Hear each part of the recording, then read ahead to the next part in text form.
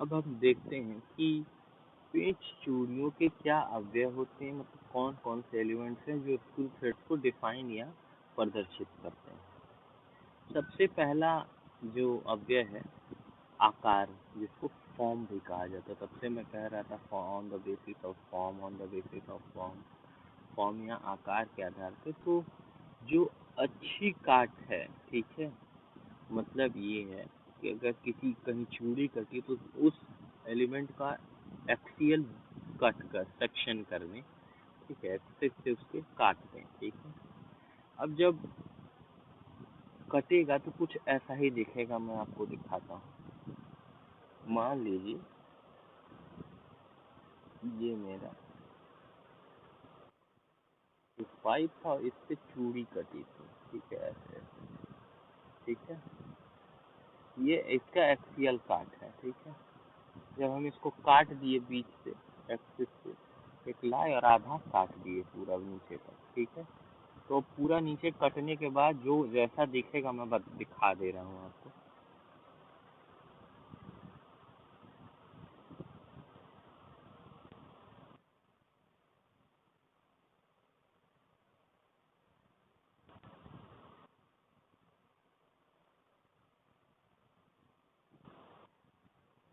ऐसा ही कुछ काटने के बाद दिखेगा।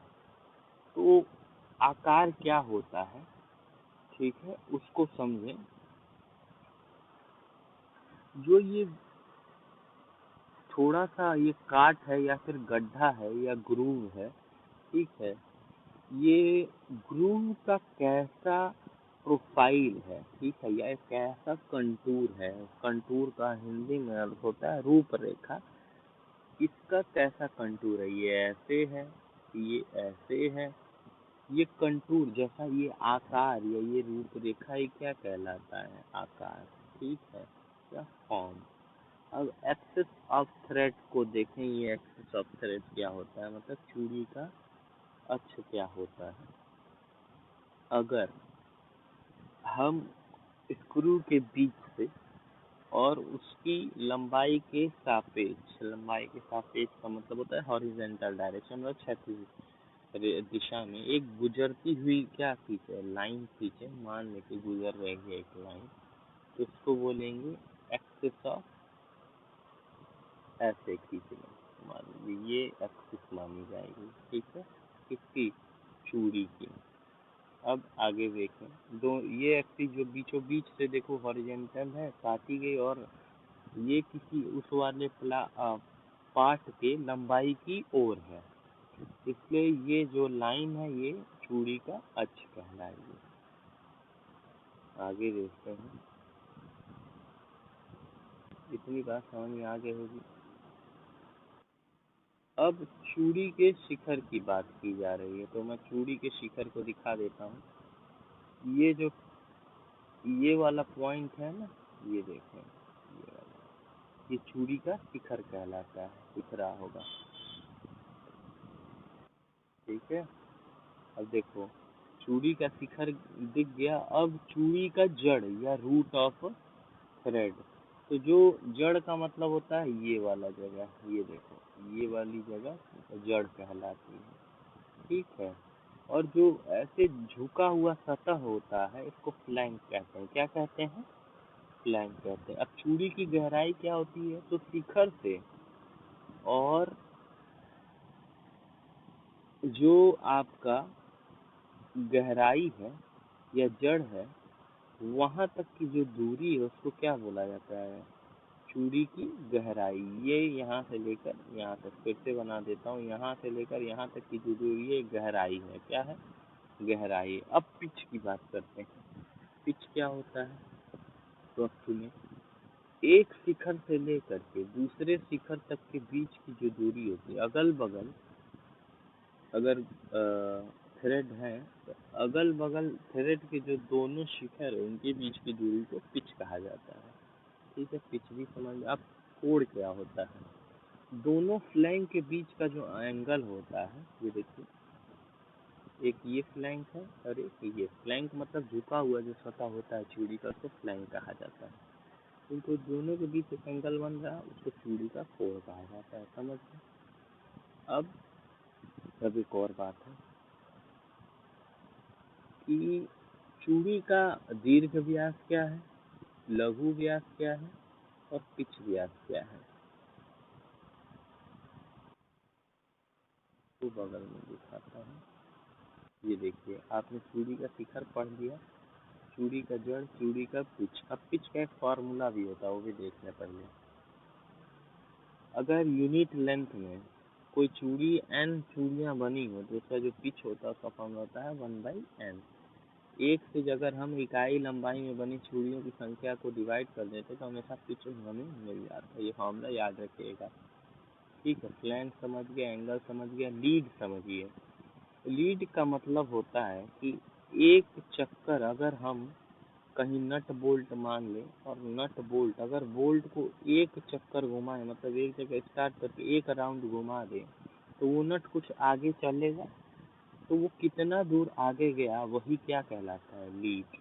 हिंदी में यहाँ देख लें कि किसी पेंच द्वारा उसकी अपनी अक्ष पर एक चक्कर घुमाने से उसके द्वारा तय की गई अक्षीय दूरी, मतलब जिस दिशा में वो मूव किया है, वो कितना मूव किया है उसे ही लीड कहते हैं। अब देखिए, सिंगल स्टार्ट रहेगा अगर हमारी चूड़ी एकल चूड़ी वाली है तो उसमें हमारा जो लीड है वो पिच के बराबर होगा, ठीक है, एक पिच के बराबर होगा। लेकिन अगर मल्टी स्टार्ट है, अगर डबल स्टार्ट है, ट्रिपल स्टार्ट है, तो डबल स्टार्ट होगा तो दुगुना होगा पिच का, ठीक है। और अगर ट्रिपल स्टार्ट है तो 3 गुना होगा पिच का, ठीक है। अब आपको चूड़ी की गहराई समझा दी, अब चूड़ी की मोटाई देख लें इसमें वापस। चूड़ी की मोटाई ये है, क्या है,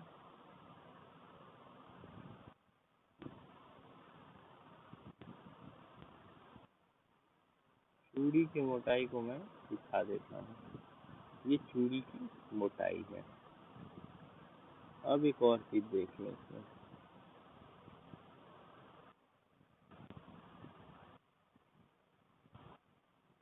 effective diameter, major diameter, minor diameter, इसके बारे में देखें। जो इफेक्टिव मेजर डायमीटर है उसको मैं आपको यहाँ दिखा देता हूँ फिर से बना के।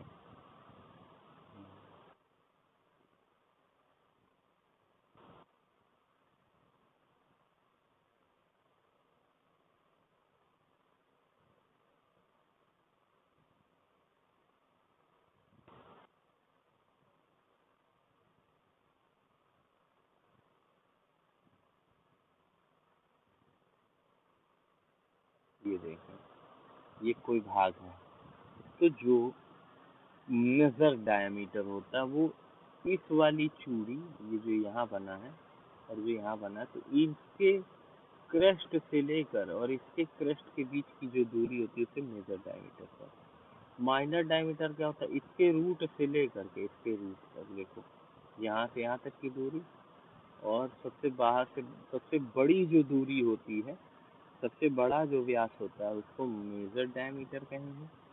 और जो सबसे छोटा व्यास होता है, छोटा का मतलब है दो चूड़ियों के इस साइड के जड़ से और उस साइड के जड़ से अगर सामने सामने है तो उनको मिला देंगे तो आपको एक डायमीटर या व्यास मिलेगा, जिसको क्या बोलेंगे, लघु व्यास। दीर्घ व्यास कब मिलेगा, जब उसके शिखरों को मिला देंगे सामने सामने वाली चूड़ियों के, ठीक है। अब प्रभावी डायमीटर क्या होता है उसके बारे में जाने।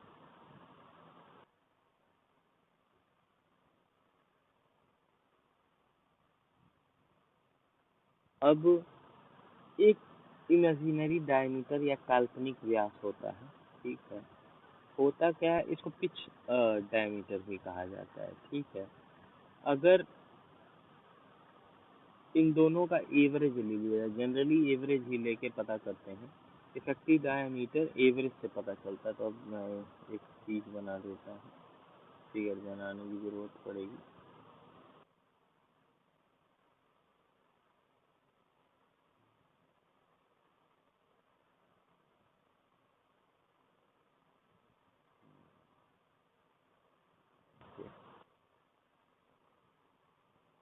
यहाँ से यहाँ गए तो माइनर, अब यहाँ से यहाँ गए तो मेजर, इसके बीच में एक रेखा खींच दी।